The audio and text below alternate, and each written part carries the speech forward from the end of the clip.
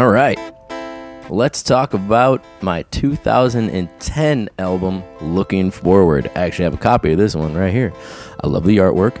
I may or may not have done this on a wall. I love the imagery. I don't know if you can see it. It's probably shiny. Of the smiley face, but kind of like crying, grin and bear it, as they say. On the back, much love to all who kept me looking forward. This is this is a tough album. There's a lot of emotions going on in here. I can't say I was homeless some of the time, because people let me crash on their couch, or as I'll get into, this one dude, a fellow Ryan, mad love. He knew of a place that was empty. So no furniture, no nothing like that, but there was a fridge, electricity still on, so I could crash there. I slept on a rug. I miss those days of having nothing. All I had was a room full of musical instruments. So I recorded. This album was recorded in probably 5-6 different places. I'm very conflicted about this album because people love it. And a lot of the songs I do live are from this album, like Stood Still in Istanbul, Bless Them All. Time to Go is definitely one that people love. We'll get into that. The back of it is this picture. The place I was squatting at and I was telling you about, there was a mirror shop. This was all in Qatar, and there was this place that sold mirrors, and it went out of business, and they just had this just shattered mirrors everywhere on the inside, and the door was unlocked. I could go in, and I was doing a bunch of artwork and stuff at that time, behind the shop. So I'd go in there and I'd take all these shards of mirrors. Anyway, let's talk about the album. First track, Time to Burn. All right. This was recorded when things were a little stable for me at this time in 2010. And it was just I got nothing going on. Let's do some stuff. It's great. Nice little way to start an album. It's not hard to do live.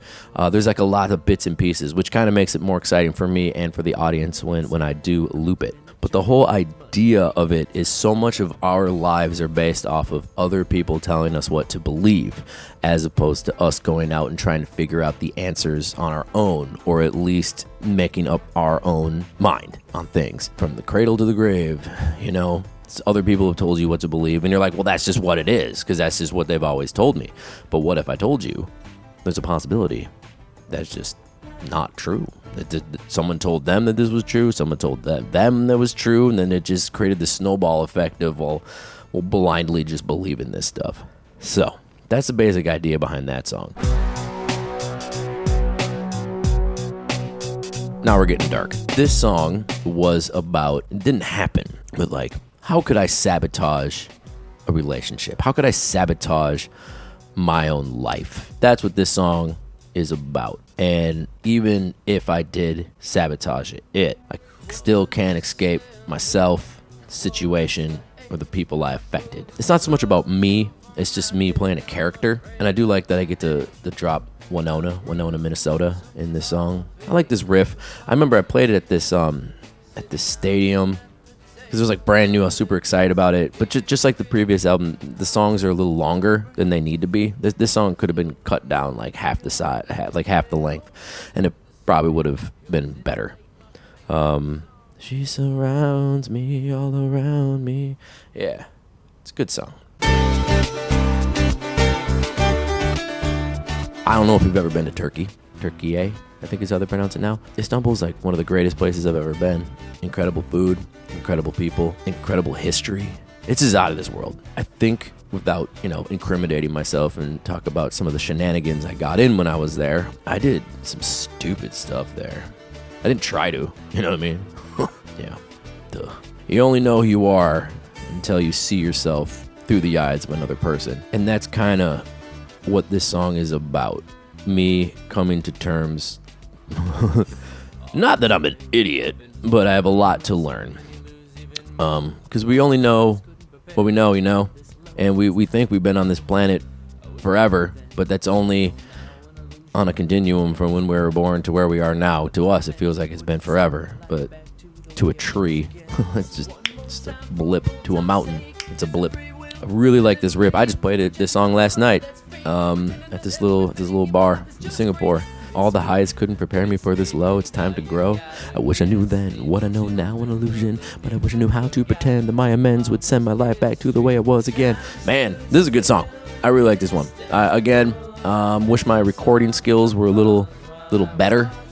I like the music video. I don't even know if this place still exists, but there's there's like an antique shop I used to hang out at in Doha, and it was owned by an Iranian guy. Like, all this stuff at the shop, I remember he just like, I don't care about any of this stuff. Like, no price tags. You just go up to him, how much is this? He's like, whatever. He collected money. Anyway, the guy was fascinating. And he had all this old stuff. And all the cool stuff that was uncategorized and stuff like that, or cataloged or whatever, was upstairs in the attic. And I would just show up, and he's just like, go. I just go upstairs and walk around. And if you see the video, I wish I was better at making videos. Wish I had someone to hold the camera for me. Wish I knew more. I wish, but it doesn't matter, because it is what it is, and that's showbiz. I am an antique as well, collecting dust, just waiting for someone to just polish me up. But no, this is a beautiful song.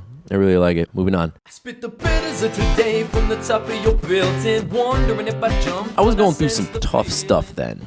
I think by the time I recorded this song, I was living in like my fourth place. Someone borrowed me a car. I remember I'd like fill up water bottles to go home from work, borrow some tissues. Didn't have Wi-Fi at home, so I'd let my laptop. It was back when like YouTube didn't just do little increments. You could load up an entire video, and I'd just go home and watch like a whole bunch of like videos and stuff. I'd go home. I was sleeping on this rooftop for a little bit. That was the same place. Anyway, I'm rambling. I was in a dark place, and if I didn't have people around me, supporting me, checking in on me, making sure I was eating, making sure I was breathing, I don't know if I'd be making this video. I'd probably be making this video. It's a nice song. The video's all right. Let's just say it's about being really high up in the air and looking down. Yeah, let's keep it at that. Far From Feeling Fine. I actually think this is probably like one of my best songs. I think it was recorded well. I think the lyrics are really well written. Again, really dark time. It wasn't so dark as everything felt like it was sepia tone and that my head was in a vice. A lot of things happening really fast in a place that I wasn't from, And again, like, one of the places I was living had no furniture, no TV, had nothing, no Wi-Fi. It had a fridge and a microwave and electricity. So then I would just like make music. And the rug that I would sleep on, which again, I missed that rug. It was a very comfortable rug. Far From Feeling Fine. No, but it's never too late. And I like the little solo in it too. I should bring this track back. It's a good song. Alright, this is definitely another one of those songs where I kind of wish my recording skills were a little better, because the idea is there, the feeling is there, but there's just not that power behind it. I always like to think, like, how come other people always know what to say? How come they always have, the right words to say, and I always struggle to find it? And then I realized I don't think that's true. I don't think other people do know. They're kind of just like on autopilot. And that's kind of what this gibberish coming out of your lips, gibberish, kind of just like, and then it got little like 9 Inch Nails kind of screaming thing on the inside, in the middle of it. A lot of synth going on that one. Just wish my recording skills were a little better. But again, this album, that's what's so crazy about this album. Like, when I listen to it, I can hear the different rooms I was in when I recorded it. Like 4 different places. I really gotta like sit down and think about it, but all right.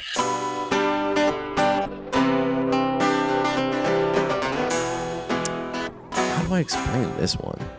I mean, it's just like a fun little song about dating, not dating, people, yourself, your surroundings. Flower pots full of love me nots. It worked like a charm, but she never meant me any harm. I do like that line. I write good lyrics.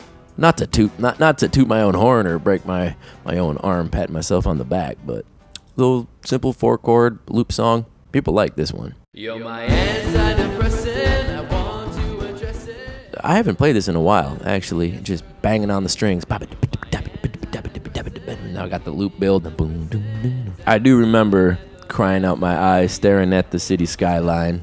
Easier said than done, one thing at a time, or one day at a time. But this is just talking about how people can help you. That seems to kind of be the theme of this album. The people helping you out. Because as someone said to me while I was recording this, I'm like, I was just like, man, I've just never felt so alone. And he's just like, as long as you're amongst friends, you're never alone. And, it always kind of stuck with me. And that's kind of what you're my antidepressant. It could be a person that's helping you out. It could be a group of people, but it's not the actual pill itself. I guess if you're going to numb things, to have it be a physical human connection, I suppose. This is a song like finally getting out of it. I'm getting out of the funk. Getting out of it. I'm ready. I'm moving on. I'm figuring it out. Even on my phone, like my little Nokia brick phone, when I'd wake up and the alarm would go off, it would just say painting today, or like let's paint today perfect. Because again, I am a visual artist as well. I still do this one live. I like this one. And it's got those painting references about life, connecting those two together. And it's a simple little 4-chord loop song. And then there's time to go. I gotta go, I gotta go, I gotta leave this place. This is also a fan favorite. I don't remember where I was when I recorded it. People seem to really like this one. Like, I promise to get it right when we cross paths again in the next life. It's just all about just like, would you do things differently? If you could do them all over again, would you though? Because you wouldn't. I'm not one to play that game of, I wish I knew then what I know now. Everything would have been different. But I'm like, you wouldn't be where you are right now. You wouldn't be the person you are. You'd be something totally different, Butterfly effect type thing. You zigged instead of zagged. But this song is just, kind of, promising myself I'll be a better person next time. And on that note, that's just a quick little walkthrough of Looking Forward by me, Cronkite Satellite. All right, let's move on to my next album. What was it again? Hold up. Is it this one? Yeah. What's Your Hurry? Oh, yeah. See you in a little bit.